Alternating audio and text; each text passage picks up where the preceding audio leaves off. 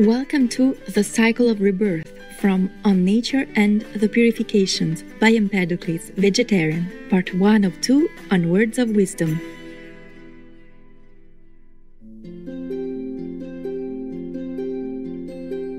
Empedocles was born in 494 BC in the ancient Greek city of Akragas, situated in Sicily. He is considered one of the most important early Greek philosophers, along with Pythagoras and Heraclitus. Greatly influenced by the teachings of Pythagoras and Orpheus, he believed in the transmigration of souls and the equality of all beings. With eternal souls endlessly being born into new bodies, he was of the view that eating animal people flesh amounted to cannibalism and compared this to parents unknowingly killing their children and children unknowingly killing their parents. Thus, Empedocles was a strict vegetarian who advocated for the right to life for all of Earth's inhabitants. He is also credited with the cosmogonic theory of the four classical elements, in which all matter is derived from fire, air, water, and earth. This theory was to dominate the worldview of ancient Europe, North Africa, and the Middle East right up to the 17th century. It is also considered one of the earliest theories of particle physics. This was encompassed by the governing forces of love and strife, whereby love would unite and strife would divide all on earth. As a brilliant orator and poet with a deep knowledge of spirituality and the natural sciences, Empedocles' teachings are full of wisdom and insight.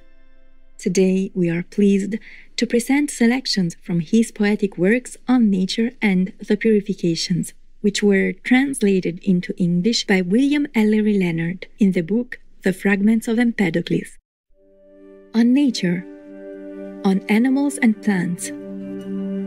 And if belief lack pith, or essence or substance, and thou still doubt, how from the mingling of the elements, the earth and water, the ether and the sun, so many forms and hues of mortal things could thus have being, as have come to be, each framed and knit by Aphrodite's power, as the tall trees and fish in briny floods.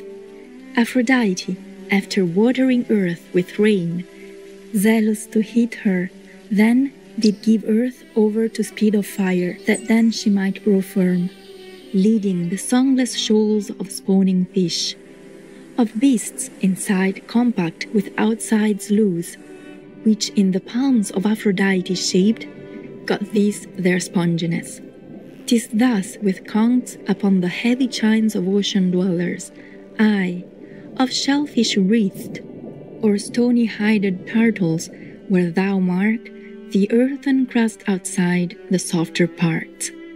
Trees bore perennial fruit, perennial fronds, laden with fruit the whole revolving year, since fed forever by a fruitful air. Thus first tall olives lay their yellow eggs, wherefore pomegranates, slow in ripening be, and apples grow so plentiful in juice. From the same stuff on sturdy limbs grow hair, leaves, scales of fish, and birds' thick-feathered plumes. Stiff hairs, keen-piercing, bristle on the chines of hedgehogs. Our eyes. As when a man about to sally forth prepares a light and kindles him a blaze of flaming fire against the wintry night, in coarse lantern shielding from all winds, though it protect from breath of blowing winds, its beam darts outward as more fine and thin, and with untiring rays lights up the sky. Just so the fire primeval once lay hid in the round pupil of the eye, enclosed in films and gauzy veils, which through and through were pierced with pores divinely fashioned, and thus kept off the watery deeps around, whilst fire burst outward as more fine and thin. The gentle flame of eye did chance to get only a little of the earthen part, from which by Aphrodite the divine the untiring eyes were formed. Thus Aphrodite wrought with bolts of love. One vision of two eyes is born.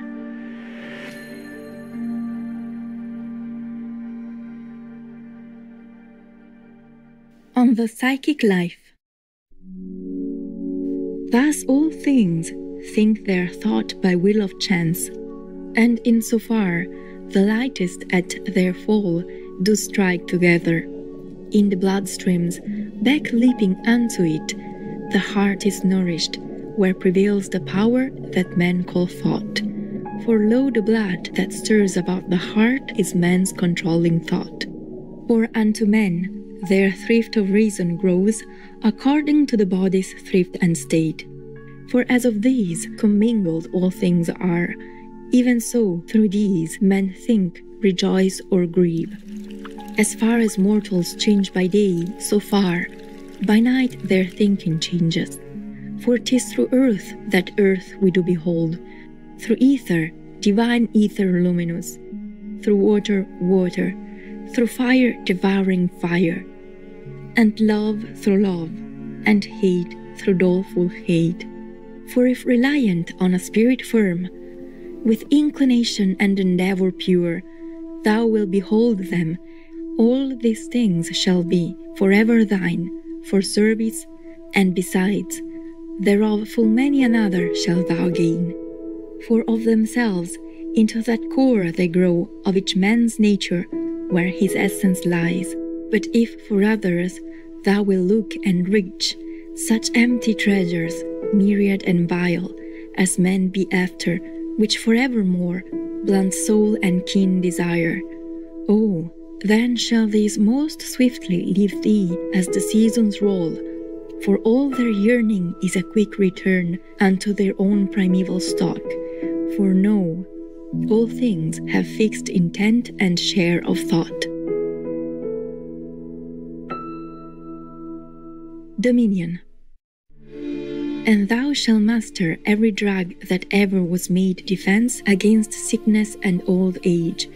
For thee alone all this I will fulfill, and thou shalt calm the might of tireless winds that burst on earth and ruin seedlands. Aye, and if thou will, shalt thou arouse the blasts, and watch them take their vengeance wild and shrill.